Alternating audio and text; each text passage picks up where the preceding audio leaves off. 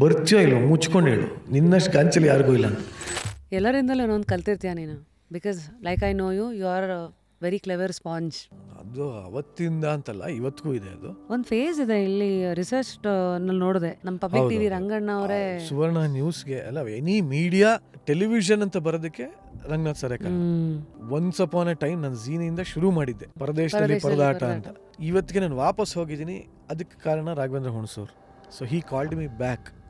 3 ಸಲ ಅವಕಾಶ ಬಂದಿತ್ತು ನನಗೆ. ಕಡೆಯಲ್ಲಿ ಅವಕಾಶ ಅಂತೂ ಮಜಾ ಇತ್ತು.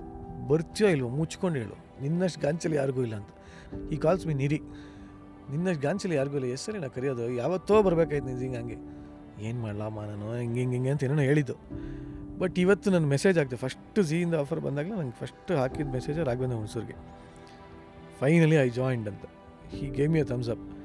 ಸಿ, ರಾಘವೇಂದ್ರ ಹುಣಸೂರು ನನಗೆ ತುಂಬ ವಿಚಾರದಲ್ಲಿ ಇನ್ಸ್ಪಿರೇಷನ್. ಒಂದು ಯೂಟ್ಯೂಬ್ನಲ್ಲಿ ಒಬ್ಬ ಆ್ಯಂಕರ್ಗೆ ಹಿಂದೆ ಇದು ಮಾಡಬೇಕು ಅಂತ ಹೇಳೋಕ್ಕೆ ನಿಂತಂಥ ಒಂದು EP ಅನ್ಬೋದು, ಇಲ್ಲ ಏನೋ ಒಂದು ಸ್ಮಾಲ್ ಟೈಮ್ ಪ್ರೊಡ್ಯೂಸರ್.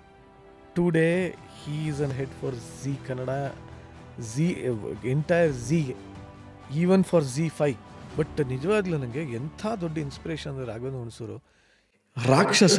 ಫುಲ್ ವಿಡಿಯೋನ ನೋಡಿ ಆನ್ ರ್ಯಾಪಿಡ್ ರಾಶ್ಮೀಸ್ ಯೂಟ್ಯೂಬ್ ಚಾನಲ್.